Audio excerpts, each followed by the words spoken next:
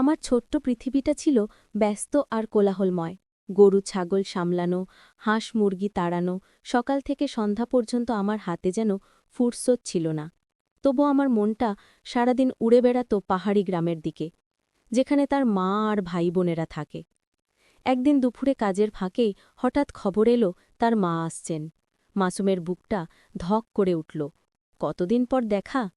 তার ছোট ভাই মাহফুজ আর ছোট্ট বোন হাজেরাকেও নিয়ে আসছেন মা। আমি ছুটে গিয়ে মাকে জড়িয়ে ধরলাম। ২ বছর পর ছোট ভাইকে দেখে চোখে জল এসে গেল। মাহফুজ যেন কত বড় হয়ে গেছে। আমি ভাইকে নতুন করে আদর করলাম। সময়টা ছিল ক্ষণিকের।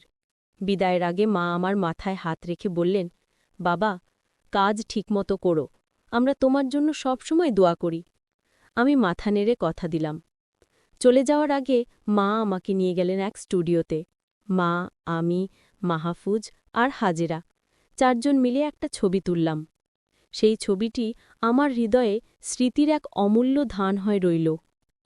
আমার বেতন ছিল বছরে ৩,০০০ টাকা। টাকার অঙ্ক ছোট হলেও আমি জানতাম এই টাকা আমার পরিবারের জন্য কত বড় সাহায্য। আমি আমার কাজকে কখনো ছোট মনে করতাম না। আমার এই স্কুল ম্যাডাম, তিনি ছিলেন আমার কাছে মায়ের মতোই। তিনি স্কুলের দিদিমণি।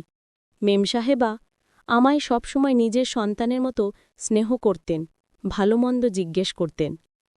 কাজের ফাঁকেই আমার খেলাধুলার সঙ্গী খুঁজে পেল, বিশেষ করে সুমি, যে আমাকে সবার চেয়ে বেশি আপন ভাবত। সুমির সঙ্গে ছোট ছোট দুষ্টুমি আর গল্পগুলো খুব মজার ছিল। সুমি আর আমি কখনো পুজো দেখতে যেতাম, কখনো বা দুজনের লুকিয়ে আম চুরি করতাম। শৈশবের কষ্টের ভিড়ে এই আনন্দ আর দুষ্টুমিগুলো ছিল আলোর মতো। আমি বুঝতে পারলাম, কাজ যতই কঠিন হোক না কেন, ভালোবাসা থাকলে জীবনটা বেঁচে ওঠে। পরিবার, বন্ধু আর আপন করে নেওয়া মানুষের স্নেহ, এই সব কিছু মিলেই আমার ছোট জীবনে অনেক বড় খুশি। আমার দিনগুলো কেটে যাচ্ছিল আগের মতোই, কিন্তু আমার ভেতরের পৃথিবীটা বদলে গিয়েছিল। পারিবারিক ছবিটি আর মায়ের কথাগুলো আমাকে নতুন এক উপলব্ধি এনে দিয়েছিল। আমি এখন শুধু একজন ছেলে নয়, আমি আমার পরিবারের জন্য দায়িত্বের পাহাড়। আমি বুঝতে পারলাম, এই পাহাড় ডিঙানোর জন্য আমাকে আরও বেশি যত্নশীল হতে হবে, আরও বেশি সঞ্চয় করতে হবে। আমার স্বপ্ন ছিল মাহফুজ আর হাজেরা যেন স্কুলে যেতে পারে।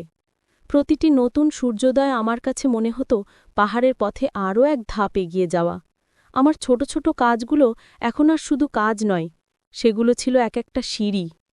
দিদিমণি মেম সাহেবার স্নেহ, সুমির হাসি আর হৃদয়ের গভীরে লুকিয়ে থাকা পারিবারিক ভালোবাসা, এই সব কিছুই ছিল।